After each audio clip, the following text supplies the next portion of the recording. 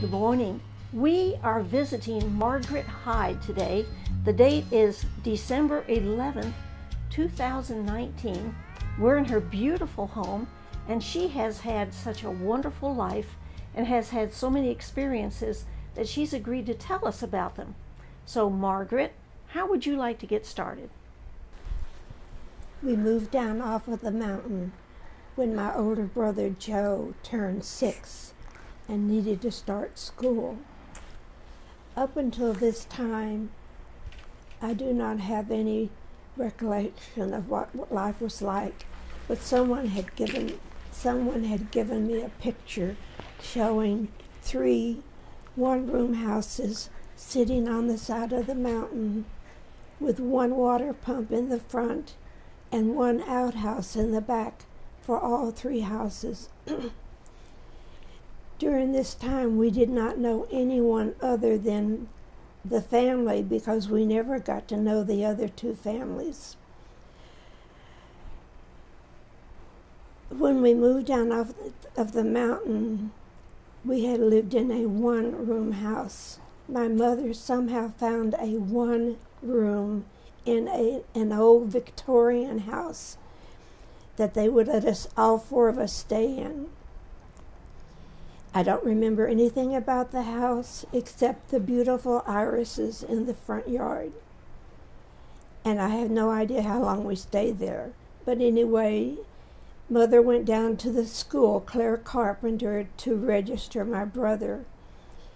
And at that time, you had to buy all of your books for the children.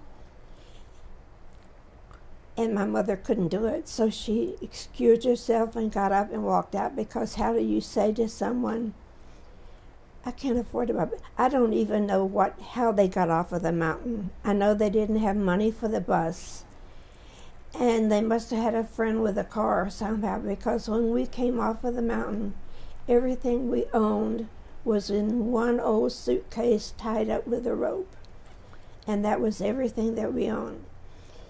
But anyway, my mother was ahead of her times because she was a make-do mother. She would make do with whatever you gave her. There was a private day school, and she walked down to the day school and talked to the headmistress and said, if you will let my son come to school here, his father will do all of the repairs around the school. I never saw my father at the school. But anyway, that's how Joe got in the school.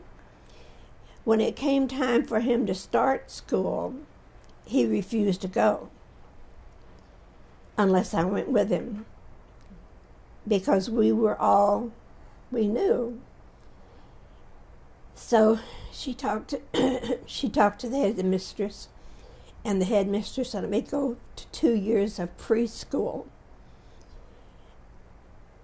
So anyway, we walked everywhere. My parents didn't have a car until after I was out of college and married. My parents never owned a house. They always rented. And when they raised the rent from $50 to $75, my mother was afraid we were going to have to move. But we went from the 1 room in the old Victorian house down to another 1 room at 314 Douglas Street, and it was on the 2nd floor. And even though it was only 1 room, we had a porch that you could go out and sit on. Well, we stayed there. I have no idea how my mother prepared meals. My mother never had a kitchen. I don't remember how she did dishes or anything like that. But we were there for a long time, and we could walk to the city playground when we got older. Okay, so we're going back to school, and when we were in elementary school, my mother would walk us to the library every Saturday morning for story hour and to check out books. I found out at a very early age that if I was reading a book, my mother never asked me to do chores. I became an avid reader. To this day, I never go anywhere without a book. I don't know if she realized what, but that was my lesson, to never go anywhere without a book. From there, we moved to 501 Baldwin. This was our third house. We had a kitchen, we had a dining room, we had bedrooms, and we were on the corner lot, and we were across from the cemetery. And 2 blocks away from the black neighborhood. My mother was tickled to death, and we thought we were rich because we had a kitchen. What they had done, they had taken and cut a house right down the middle and rented off both sides.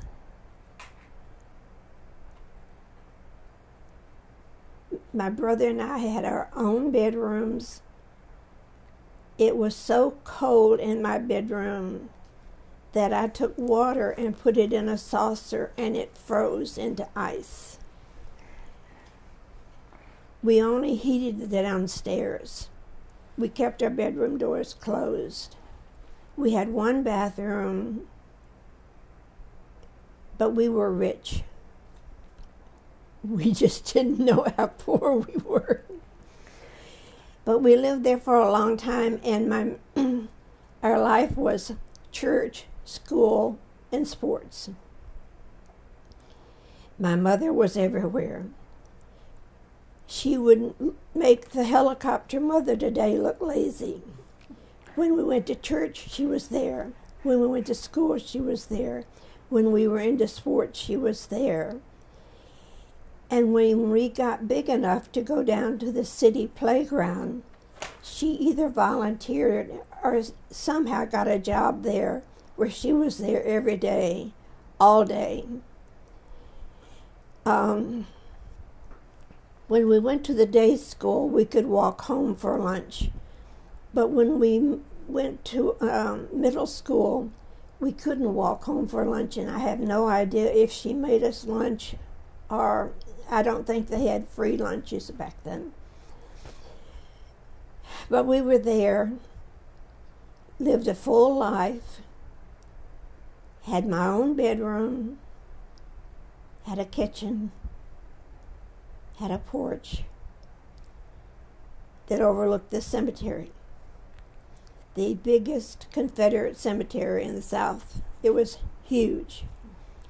But anyway, when we got big enough to walk down to the playground, my mother by then was working down there too, so she was there every day. We went down in the morning and played tennis.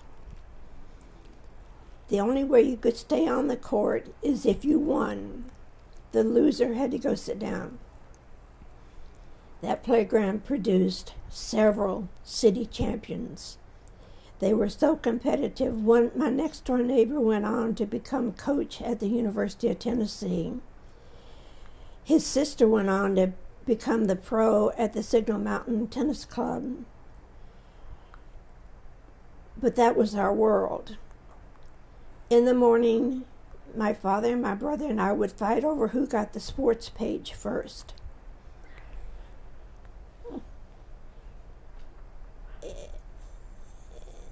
I don't remember ever seeing my mother sit down. I know that she was always there.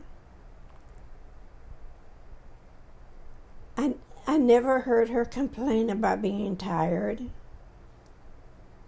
And I never heard her complain about being poor.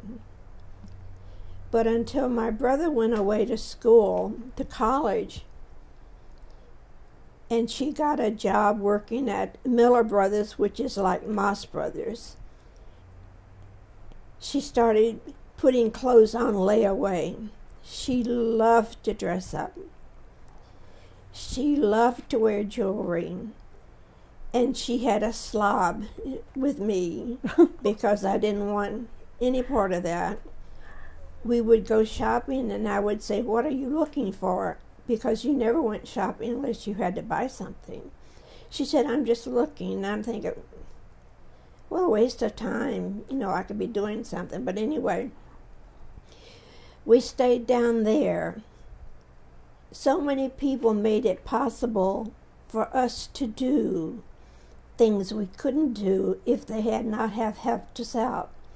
So I have a hard time teaching my children why I give so much to charity, because so many people took care of us. Someone would bring baskets at Christmas. I can remember one Christmas we had chocolate-covered cherries and an apple and an orange or something, and that was Christmas. When we went to school, Miss McIntyre let us go all those years without ever asking for a tuition or anything. When I got to middle school, I went from this small school of 14 kids from first to sixth grade to middle school where there were 28 kids in one room. In the 7th grade, I knew two people. The whole year, I only knew 2 people. But my PE teacher, Miss Stagmeyer, got me involved in volleyball and softball. So I went into those sports and played them along with tennis until I went away to college. And then I went straight into tennis. But she must have seen something that she would take me under her wings and work with me for 3 years. My math teacher in 7th grade, Miss Coleman, and my science teacher, Miss Raff, they spoke a language that I didn't understand. I did not realize for many years later the school I had gone to was a liberal arts school that focused on reading, writing, storytelling, plays, dancing, to math and science. Unreal. In Mrs. Coleman's class every day I got sick to my stomach. She told my mother that maybe after general math it might be better if I dropped out of math classes, which was good. It never dawned on me how that affected the rest of my school, because I hadn't had math and science. But I had a wonderful time in the day school. We thought nothing of dancing in the sunroom or reading plays somewhere. But we didn't get to stay and eat there. We had to go home for lunch. Only on a special occasion did we get to stay and eat at the school. When we went to middle school, like I say, it was so big. So big. And we walked to school and we walked home. My brother, who was 2 years older than me, chose to be the class clown. And whenever I would walk into the classroom, the teacher would say, "Are you Joe's sister?" And I would say yes, and that would be all I would say for the rest of the year, because I was the complete opposite. He was the class clown, and I was the nerd. I was a nerd before nerd was a word. I just didn't know what it was. I had when I went to high school, the high school was on the other side of the cemetery. So we had to walk through the cemetery to get to school. So every day I would go and stand at the door closest to get into the cemetery so that I would be out the door and all the way home before the other kids started walking, so they wouldn't know where I lived. I guess I thought they were all stupid, but anyway, that was how I handled it. I had to be home before they started. Of course, my mother was there in high school, PTA president, class homeroom mother, whatever. My high school was better than the junior high. I think junior high school kids should be frozen and thawed out when they go to high school. Yes. They're very cruel. I can remember this one girl laughed at me because my socks had a hole in them. And I didn't think that was unusual. But high school seemed to be better. I had an English teacher that was fantastic. I don't remember my PE teacher in high school, but I got into the sports, and then I got into the girls' drill team and worked my way up through that. But when I look at my reunion pictures, I don't know any of those people. I don't know them.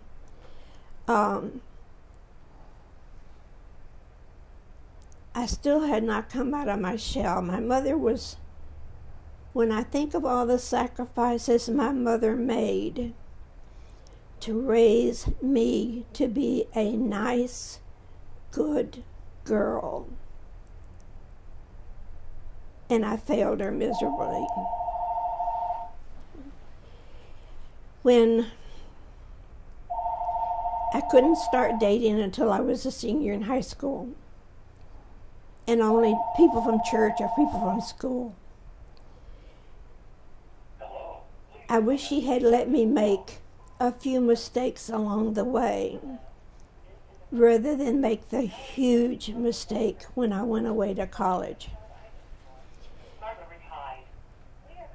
I'm so sorry that she did not let me make little mistakes, because the first person when I went away to college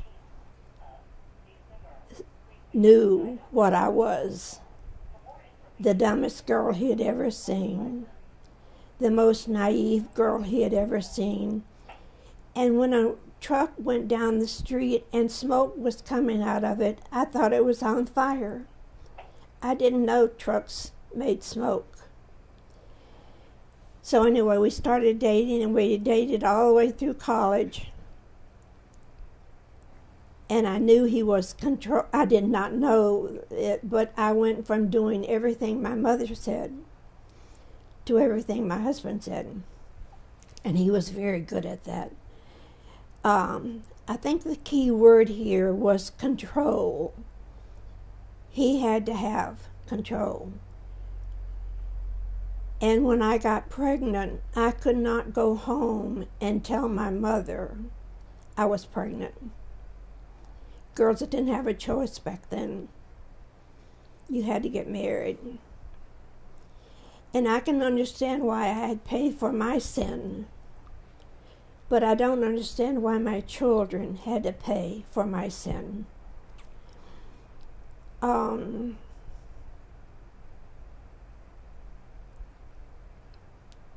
We entered into the marriage. I don't remember if I ever loved him like I guess I didn't know what love was until I was 50. And finally someone made me feel what love is. But I paid that price. When I filed, my husband had always told me that if I ever filed for a divorce, he would kill me.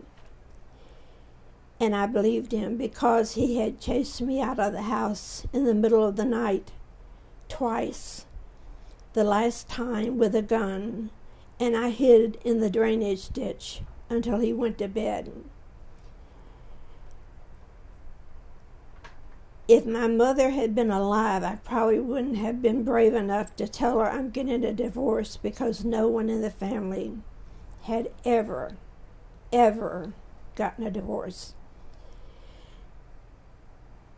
I wish I had been brave enough to take the shame and the embarrassment at that time instead of entering into a loveless marriage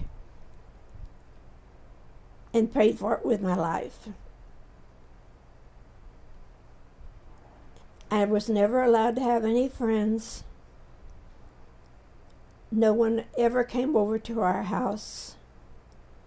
We never went out with any other couples, and no other couples ever came to our house. Our children never had any friends come over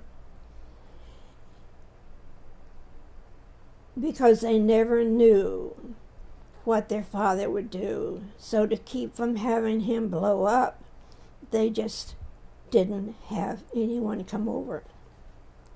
But anyway, when we got married, we both were working. I never had a choice. I didn't know I had a choice. I worked. I never knew until after the divorce that the wife had an opinion, because I see people on television where they ask the wife what she thinks about this. And she says, I don't like it. I never would have said, I don't like it. I never would have questioned why we lived in a 2-bedroom house with 4 kids and 1 bathroom when we were both working. In fact, my daughter, before she died last year, told me she always thought we were very poor. But that's because we were living on my husband's income, and he was taking my income and saving it. When we got the divorce, it took 7 years. By then, everything was gone, and he knew I would never question it. I got $30 a week for child support. He said, if you spend over $30, keep the receipts, and I'll split it. He knew I would never do that. So anyway, when we got the divorce, there was nothing left. There was no bank accounts, no savings accounts, no investments. And I was so rattled. I was so upset that I never asked about it because I was so beaten down that I could not ask for anything. Whenever we would meet, his attorney allowed him to beat me down into tears every time we met. I had 5 different attorneys. It wasn't until the last one that he said to him, if you make her cry again, we're getting up and we're walking out of here. Up until then, no one said anything. I had one attorney for 4 years on retainer, and sometimes I think he was representing my husband more than he was representing me. But I didn't know any better. I actually didn't know any better. But our marriage was made up of lying, cheating, stealing, cutting down, cutting down, cutting down.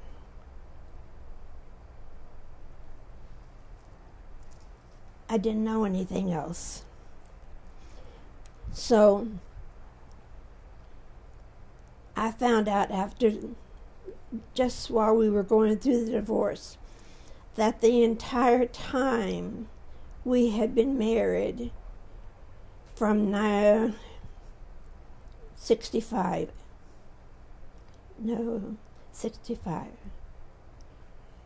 He had been having an affair with one of his students in high school. This would have been a perfect time to give me and the kids a divorce. But he and his girlfriend chose to live in adultery rather than give me and the kids a divorce. So we went through all those years of pure hell because he would not give us our freedom. After the divorce went through, it took me 3 or 4 years of therapy before I realized how I had been controlled all those years. And I really don't think my mother was thinking about it when she was doing it, but she was keeping such a good eye on us that she didn't allow us to grow. When we finished playing tennis at the playground, we were allowed to go to the city tennis courts. Somebody paid our fees. Somebody took care of whatever. We went down there and we played down there for 4 or 5 years. No one ever said how much the tuition was. Somebody covered that for us. So there's another person that has come into my life and taken care of me.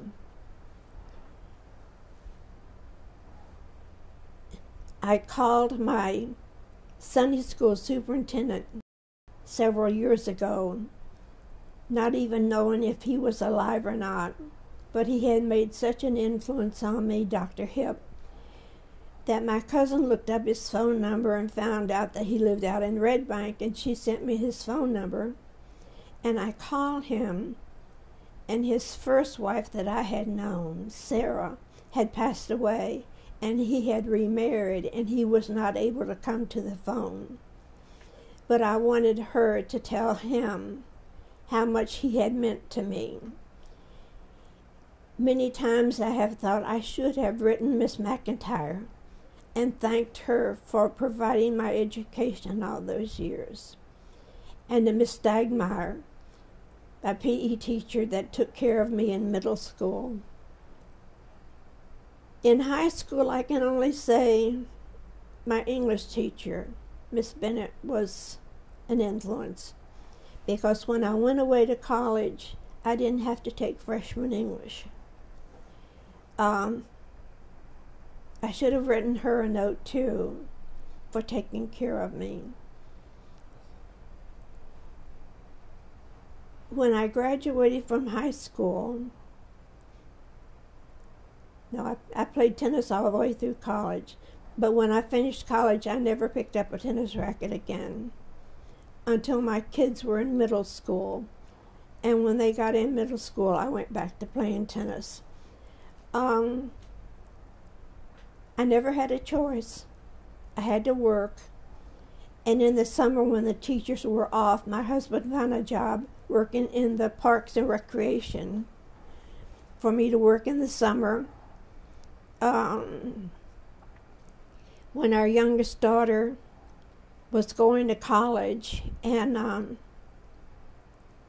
we were having troubles, he refused to pay for any of her college. So I went to work at the junior college and taught there for 5 years to pay for her college education. And she said, "I don't know why you did that. If you didn't do that, Daddy would have given me the money." She didn't know her daddy had already said he wouldn't do any of it. But those are the things you just go through. And it's like somebody said, sometimes you do things you don't want to do. And that was kind of what I did all those years. I did things I did not want to do.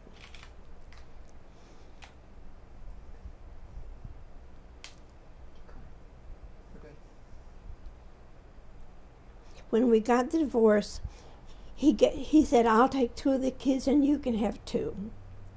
We had 4 kids. He said, "I'll take the losers and you can have the winners." I don't know, how do you say to your kids, "You're the 2 losers"? Your father just said you were, but I didn't tell them. My oldest daughter was very smart. She went with her father because he had all the money.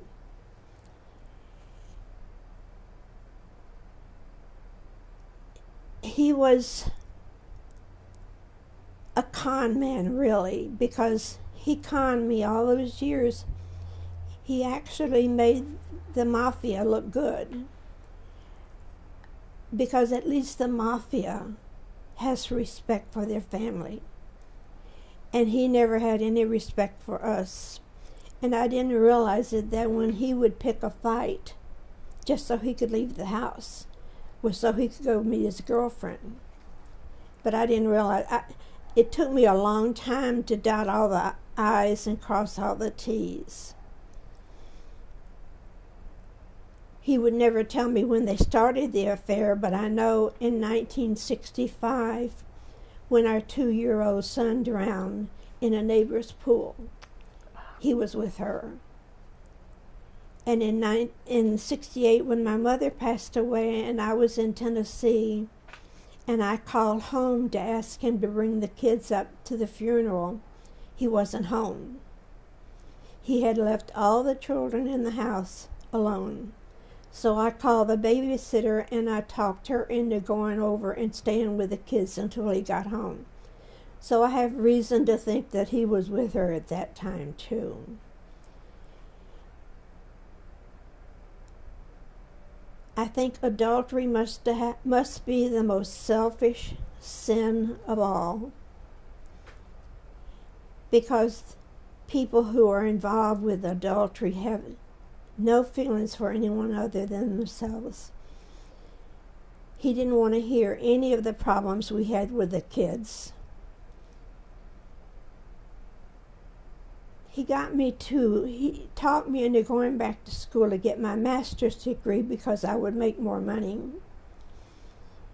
So I took the kids and I went to Indiana and stayed with his mother while I got my master's degree, but I finished it in 2 summers instead of 3. And when I came home and I told him I was going to pick up my papers so that I could go into administration, he said, "You can't do that. You have to stay home and take care of the kids." So I don't know why he sent me away to get my master's degree if I couldn't use it. But now I know why he sent me away. And the kids. He didn't have to put up with any of us in the summertime. I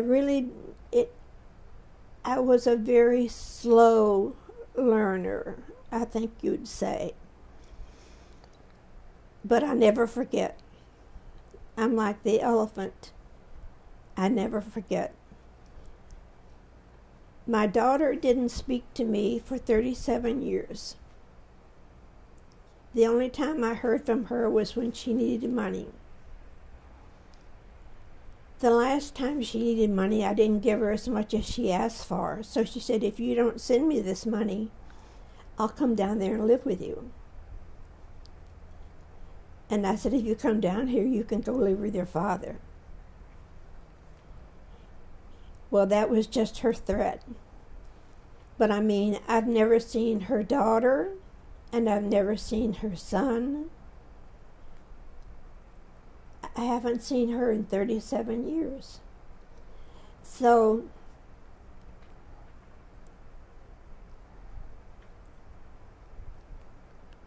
her brother,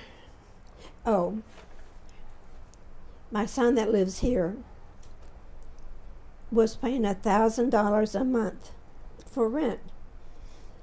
And I told him that if he would come and stay with me for 12 months, he could take that $12,000 to pay towards his rent, pay towards his debts. He didn't want any part of that. So he called his sister and asked her if she would come down and stay with me. And I said, "Rodney, I'm paying someone to come in and take care of me. And you want me to take care of someone else?" I said, "I can't handle it. I really can't handle it." Well, he went up and picked her up and brought her back, and she's staying with him. And she was down here for 3 or 4 weeks before I saw her. I saw her last night for the first time in 37 years. She's still the same girl. The same girl she was when she left. She's bipolar. And we hit her on a high night last night, and she was all over the place. When she was younger, the doctor gave her lithium to balance the bipolar, but she doesn't take that anymore.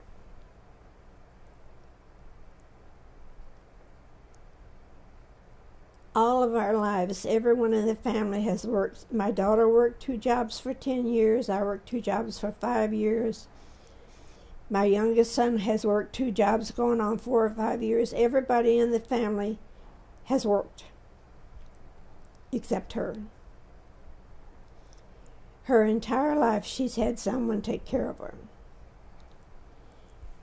It's like a foreign language. I don't understand. What did you do all day long? What did you do all day long? Watch TV? Well, when the man she was living with left her, he didn't leave her until after I paid off the rent. But after I paid off the rent that was due, he left her. And she's been staying on the back porch of some friends up in Ohio, where it gets cold. And her brother went up there and got her and brought her home. It's the prodigal son, but not that good.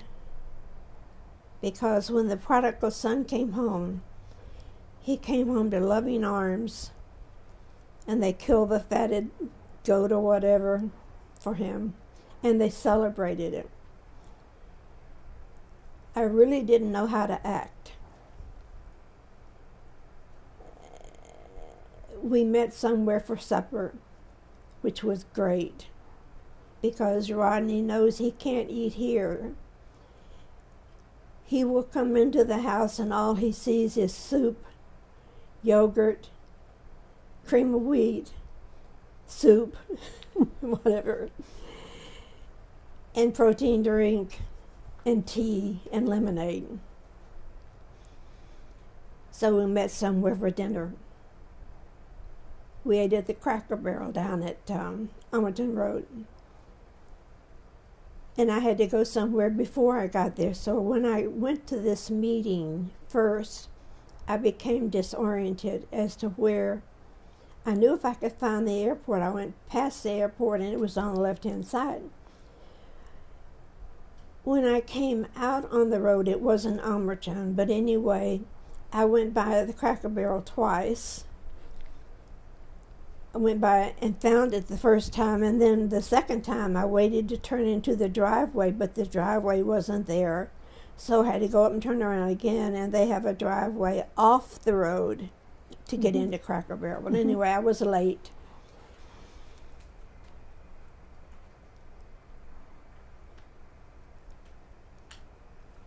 And I didn't know what to say.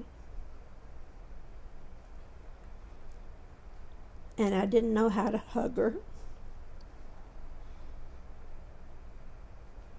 and tell her that I loved her. I didn't know what to say. So we talked about other things. I told her how lucky she was that her brother came and got her, and that I hope she remembered how wonderful it was of him to come and get her and bring her back, bring her down here. She's not allowed to see her father because his wife won't let her.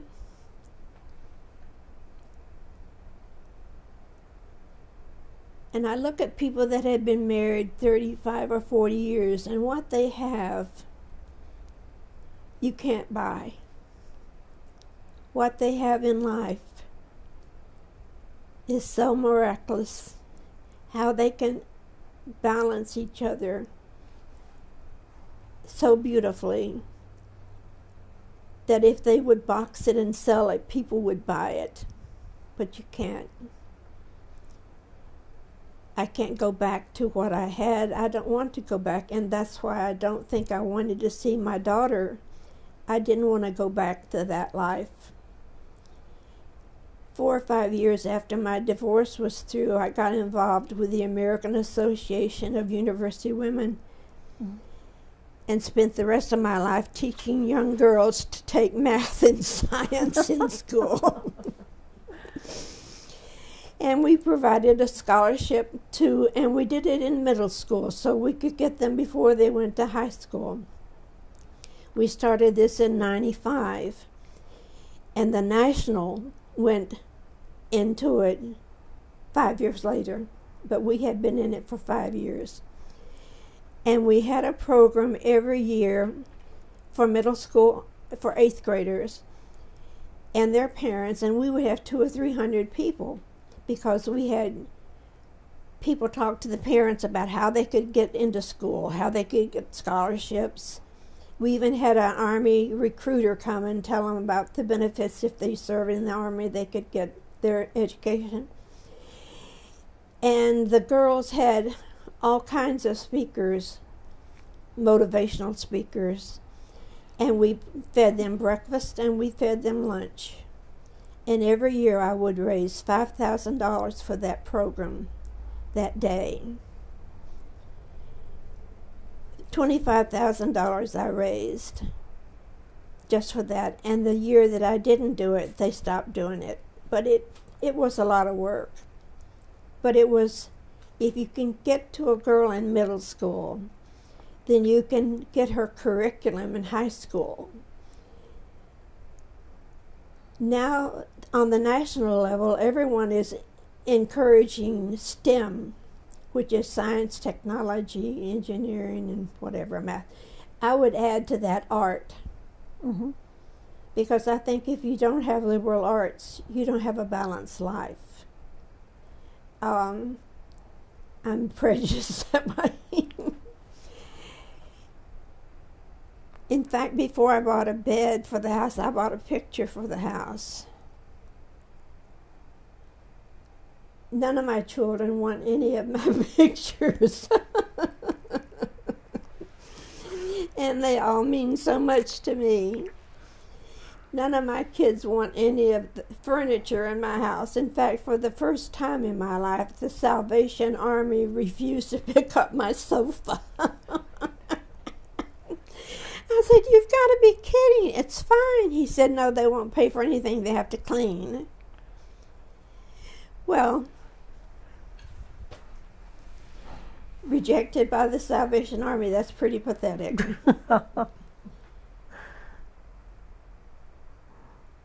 I think that, like I was telling Barb, I've always been taught that when you go to hospice, that's the end. So several years ago, someone that I worked with in Colorado told me about taking care of all of her funeral arrangements since she didn't have any, she didn't want the kids to have to do it. So I came home and went to Sivan Abbey, took care of all my funeral arrangements, and went to the church, took care of the program. Does the word control come in here? I'm dead, and I'm still trying to control it. But I know that when my daughter passed away, she did not want a church service, which really surprised me because we had one for her husband that was so crowded they had to bring in extra chairs. She wanted a celebration of her life in her home. I've never seen it before, but the kids did not work for 3 months when she was dying. They were there 24/7 taking care of her, which is the reason why I think hospice wasn't there. For her celebration of her life, they had tablecloths, they had candles, they had pictures of her on all the tables. They had a food truck. I have never seen that used at home before. Great idea. And when they went, they took away all the food and everything. I had never seen that before. Nothing sad. Everyone had only good things to say except me. And I was in so much pain that night that I didn't stay very long. In fact, the last several years, a lot of my decisions have been based on my pain. The last time I went to Barnes & Noble's, which is my favorite place, I was in so much pain I had to hurry up and get what I was getting to get out of there. And I picked up Michelle Obama's book. Mm-hmm. Wrong. Mm-hmm. It's Michelle Obama's journal. But it was half price. A journal that you write in every day. I'm thinking, you've got to be kidding. But anyway, I was in so much pain, I just took it and got home. In fact, I didn't even know it was a journal until I got it out several days later, thinking I was going to be reading her book. But anyway, I've taken care of. My attorney that wrote up my trust died. She worked, and I got a notice of her retirement one week. The next week, her obituary was in the paper. The lady at the church that was taking care of my services died. I am not going to be cremated, and I'm not going to be buried. I'm going to be shipped back to the University of Tennessee, and I'm donating my body to the University of Tennessee. They call it the farm. Mm-hmm. When you've bought the farm, that's where you are. But they have the most outstanding person in charge of that. I'm not to be whatever you do. I'm to be packed in ice. Not embalmed. And shipped. And if my son is still flying for Delta, Delta flies me free. However, if he's not flying for Delta, see, I was really planning on this. It's $500. But I'm not there. That's just my body. The important part's already gone. And you know, they have done studies where they have weighed people. And they found out that your soul weighs so much. Well, that's all taken care of. So I started getting rid of stuff. I got rid of everything off the back porch. Got rid of my clothes. Asked the kids if they wanted anything. They don't want anything that I have. My grandson wants my bed. It's a king-size bed. He doesn't know it comes in 5 sections. And when I asked him to pull weeds one time, he wanted to know what a weed was. I said, if I have to stand out here and tell you which are the weeds, I might as well stand out here and pull them. But then he wanted a pillow for his knees. He wanted a radio to listen to while he's pulling weeds. And he wanted water before he started pulling weeds. My grandkids, I am lucky. I got to enjoy my grandkids. I never got to enjoy my own kids, but I have thoroughly enjoyed my grandkids. Here's the pictures. Are those the pictures down there under your TV? I've only disagreed with my granddaughter twice, and I lost both battles, so I don't disagree with her anymore. When she was 4 or 5 years old and we went to get her a new dress for church, I picked out a nice plaid that had a big black poodle on it, and it was so cute. She picked out a pink skirt, a pink blouse, and a pink belt. I hate pink. The sales lady said, she certainly has a mind of her own. And I said, you don't have to worry about it. You'll never see her again. The next time I disagreed with was how to put up the outside lights. I wanted the outside lights up over the door, and she wanted the outside lights going straight across, and that's where they went, straight across, taped down with duct tape or whatever. So I just don't disagree with her anymore. I had the kids for 12 years after their father passed away. My grandson is engaged, and his fiance told me that I was all they talked about. All the things I did with them. Well, my grandson asked me one time if I ever talked to myself. And I said, I have to. It's the only time I can get somebody to agree with me. Well, he talked to himself about his math problems. He would work out his math problems, talking to himself. One time he got all 5 of the math questions answered correctly. They were all marked wrong because he had not used the process that he was supposed to use to get those answers.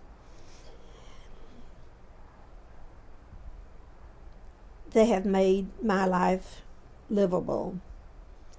I went out and worked at the YMCA of the Rockies for 8 summers, the best years of my life. I wasn't responsible for anyone else but me. But every summer the kids would come out and spend 2 weeks out there, hiking, riding horses, doing the climbing wall, playing miniature golf. Turns out their favorite thing was the art shop. It was cheaper to send them to day camp than to let them go down to the arts and crafts because everything they wanted to do was so expensive.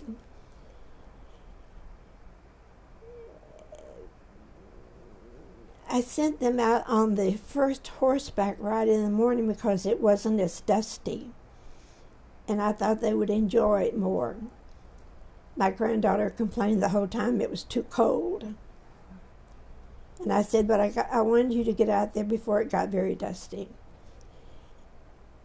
To this day, I think they've all been back to Colorado because they loved it so much. But those were the best years because I put in my application and I had a master's degree. My first assignment was the laundry room. I worked there for 5 years. But there was a man in the laundry room that had a doctor's degree. So best years of all was when I was working in the laundry because I volunteered 20 hours a week for room and board. And I told them the food really wasn't that good. But when I went to work full-time as a hostess in a lodge was the toughest years of all because I would have guests that wanted to get up at 5:30 to go wherever they go, and other guests that stayed up until 2:30 doing God only knows what. And one time I went up and knocked on the door to ask them to get quiet, thinking it was be a bunch of kids in there. They were all adults. I lost 15 pounds the last summer I worked there just because I was up all night and I didn't have time to go to the dining room. I'm glad that was my last year, although I could lose the weight easily. But the friend that I worked with out there is the one that got me to come home and take care of my plants. And I'm glad I did it then because I wouldn't be able to do it now. I did it then because I could think things through.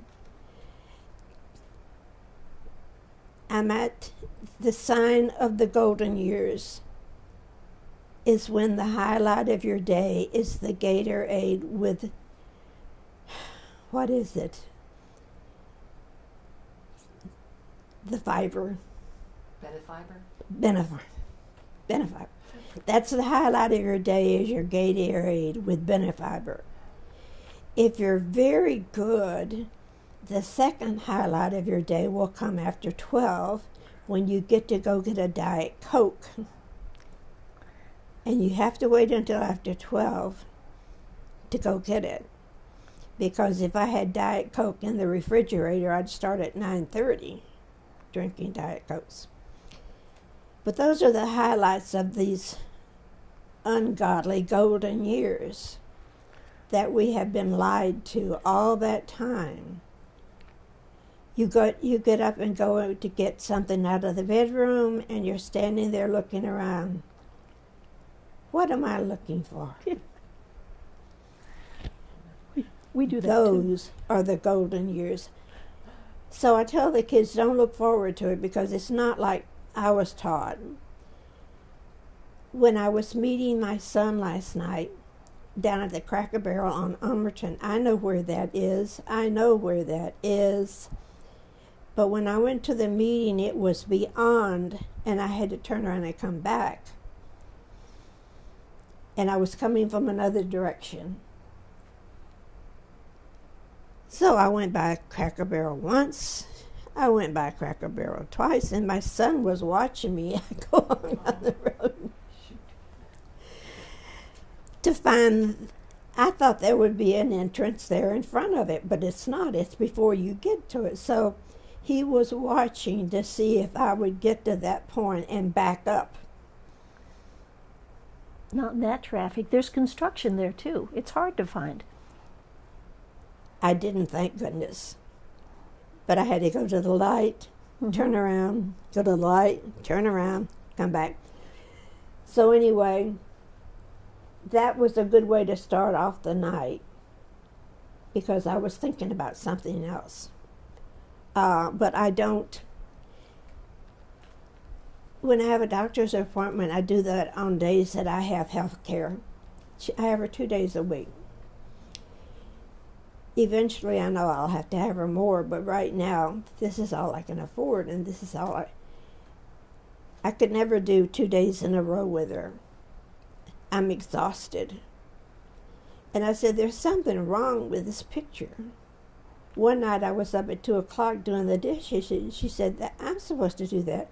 I said, yeah, but I was awake and I wanted to get it done. It's nothing for me to stay up until 4:30 in the morning and wonder why I'm still awake. It's nothing to go to bed at 2 o'clock and get up at 4 o'clock. And actually, I got up and washed my face and brushed my teeth and came out into the kitchen and realized it was only 2-something, not 7-something. I had put on my glasses by then. But the golden years are not what they're cracked up to be. I'm glad I had the years at the Y, because I got the love life there. I love Colorado. My granddaughter is working there, and she's living down in Fort Collins. And I said, I'm so jealous.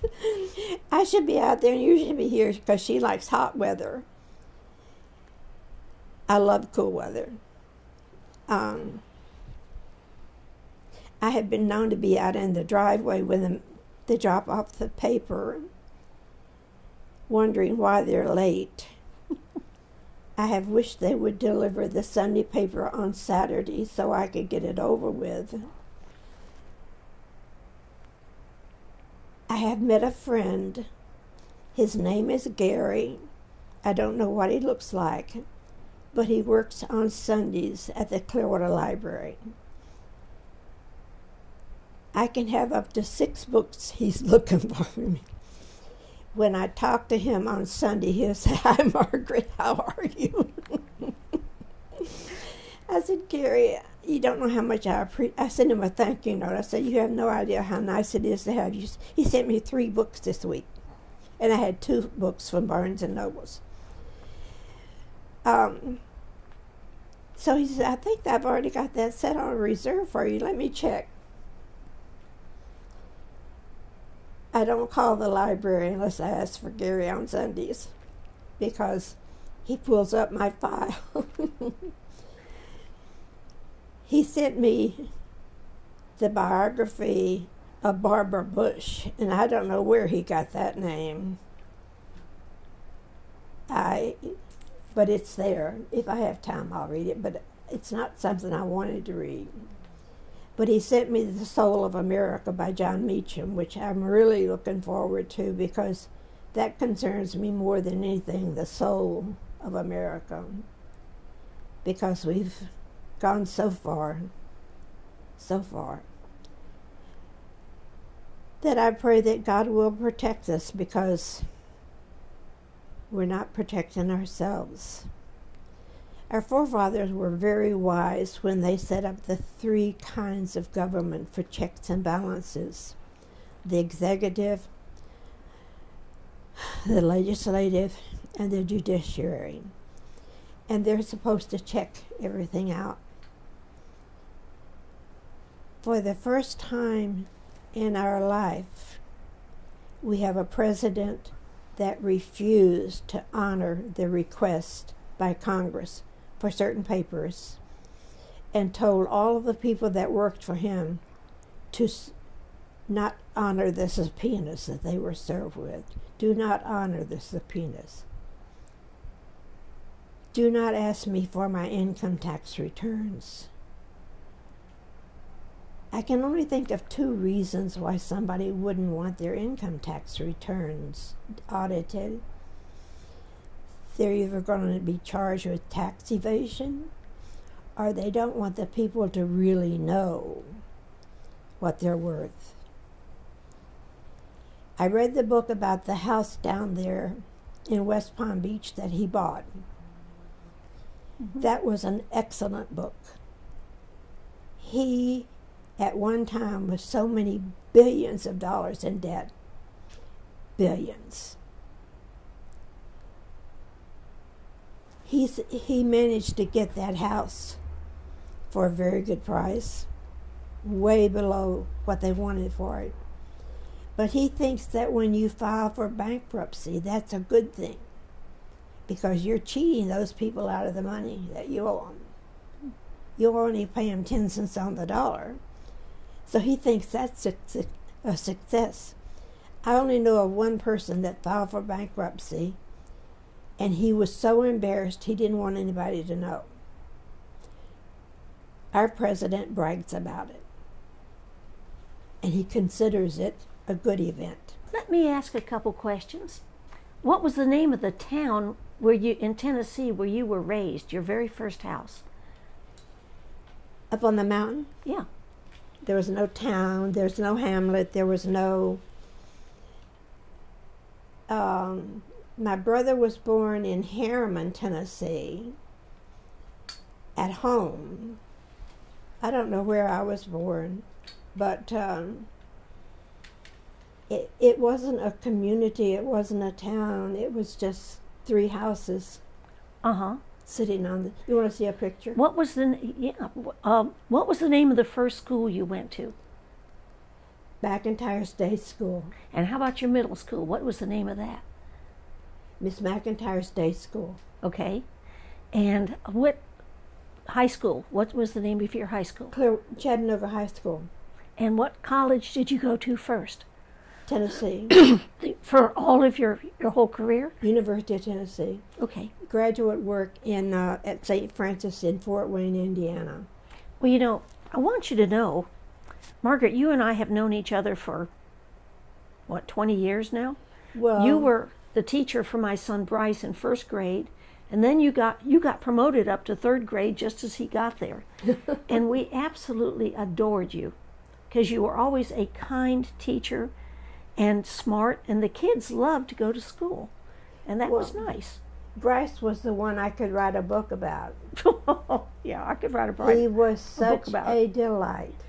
Such a delight. Was he? We got to tell my son Bryce that you said that. Absolutely a delight. And when when he told me he had his tent set up in the living room, I'm thinking, boy, your mother must be crazy. But what a nice thing to do. Well, we, I had a Girl Scout troop with 22 girls, and mine was the house everybody came to. So I knew when the kids were at my house, they were safe. And so I made sure that it was a good place to be. And I think that's what you did in school, too. That was a good place Yeah, that they wanted to be and they learned. Place, but it's like someone said, this father wanted to know why I wasn't more like Sesame Street. Okay. And I said, I'm not on TV, I'm here to teach. And I'm so glad I got out when I did, because teachers don't get to teach anymore. I know, yeah. They have to teach the test. Yep, they do. In 8 years, Jeb Bush destroyed our education. It may come back. They're working on it. Well, look. He wanted to privatize the prisons. You can see how successful that was. He even wanted to privatize the Otis escalators or whatever. Just he was looking out for his business people. Well, look, we won't get into politics right now. No, we won't because I'm trying to have a good day. We are having a good day, and I'm glad to hear all that you had to say. You're fascinating. You've got a fascinating life. I jumped around when I really was trying to stay focused on elementary, middle school, and high school and college. And I deviated and went off into the other. Oh gosh, nobody's ever done that before in their whole life. Margaret, this has been a wonderful interview. And thank you, and we'll probably maybe do some more.